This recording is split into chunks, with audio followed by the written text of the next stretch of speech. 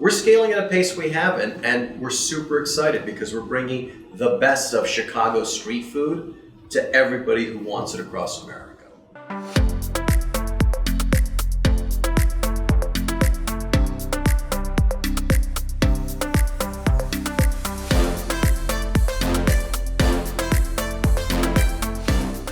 Hello and welcome from the sidelines of the Orlando Conference here at ICR 2025. I'm Jarrett Banks, Editor-at-Large of Exec Edge. Joining me today, a repeat guest, Michael Osanloo, the CEO of Portillo's. Michael, welcome back to the program. Thank you for having me. Now, I'm very familiar with this brand, being from Chicago, 60-year-old brand with Chicago roots, but you're scaling across the country. Tell me a little bit about that. How was 2024? Let's go. Yeah, so look, we are a 60-year-old brand, but as you well know, I think we're still in our infancy. We're a little over 3 years post-IPO. So we're 60 years old, but 3 years public. And we are scaling across America, and it's super exciting.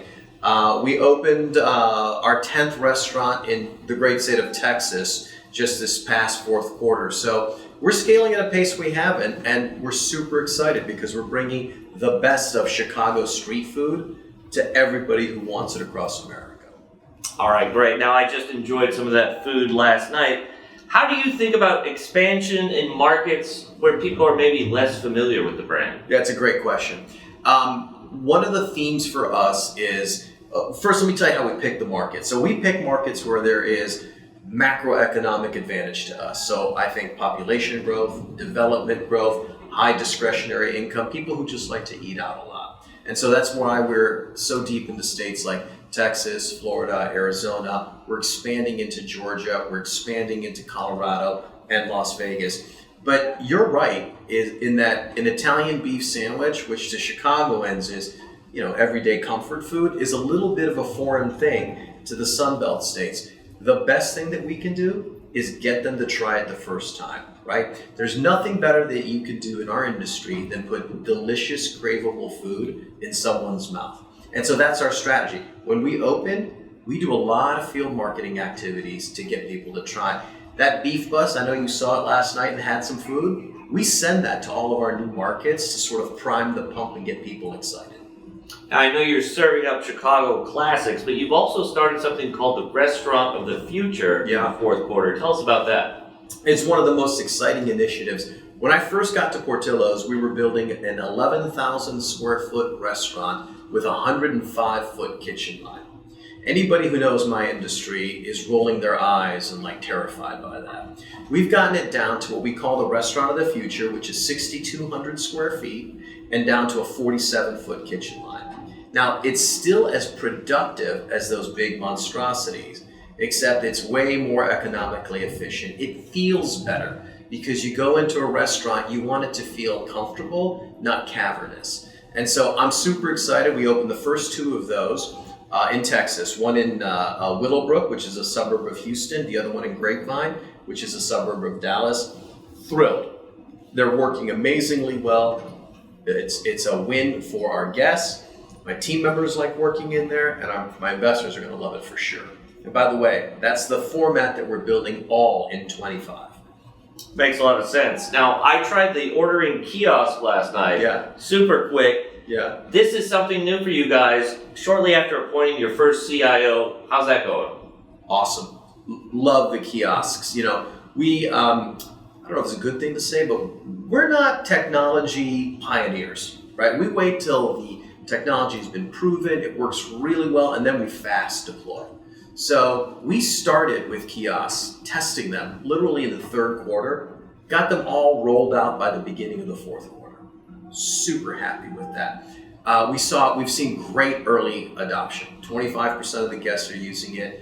The average check at the kiosk is about $4 higher. It mixes better because people like to order that extra side. They go through a period of discovery and they see wow, Portillo's has homemade strawberry shortcake. I never knew that. So love it. But then in 25, we're going to really optimize those kiosks and get even more value out of them. Great. Now, you've also made some changes to your marketing strategy recently. What can you tell us about that? Yeah, I would tell you the thing I'm most excited about is we are finally at the point where we're comfortable rolling out a loyalty program. There's been a lot of loyalty programs that just didn't work for us, right? We don't want something that is transactional. That's here's a punch card, 10 sandwiches, get the 11th free kind of thing. So we have a loyalty program that I'm super proud of. It is built on the best of learnings from other companies. It is not app-based. Just think about how many apps you have on your phone. Yeah. Do you want to dig out that next app? Ours is not. It sits in your Apple Wallet or your Google Wallet. It is triggered by email and by text. So I can send you, if I say, Jarrett, you haven't visited us in a couple weeks now, I can send you a directed offer just for you. And if I know that your jam is beef sandwiches with fries and cheese sauce, I can say, Jarrett, come get a beef sandwich, fries and the cheese sauce are on us. So it allows us to do one-to-one marketing in a way we've never done before. And it is really exciting for us, for our teams, and for our guests. It sounds like you already know what I like. Now, what about the menu? You made some changes in the last year? We rolled out some stuff. We're always in the process of fine-tuning our menu. The team knows I refer to this as it's a Darwinian exercise on the menu. We kill off the weak, we replace it with strong menu items. But the most exciting thing we've probably done is we did a test in Houston with our first new restaurant there, and we streamlined the menu by about 15%. Because we want to make sure that the things that really resonate are what we're selling. And gosh, when you can reduce your menu by a little bit and still have great sales, it unlocks a lot of benefits.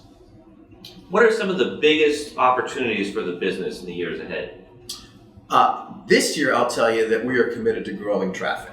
And I think we have some great traffic drivers we're going to get better at. Throughput, we are super excited by our loyalty program. I'm super excited by the kiosks, and I'm doing some more exciting ad campaigns. We're doing something in Dallas. But I think traffic and that consistent improvement of traffic is an exciting thing for us. And then our growth is something that's special. It is fun and exciting to bring Portillo's to new people all across the country.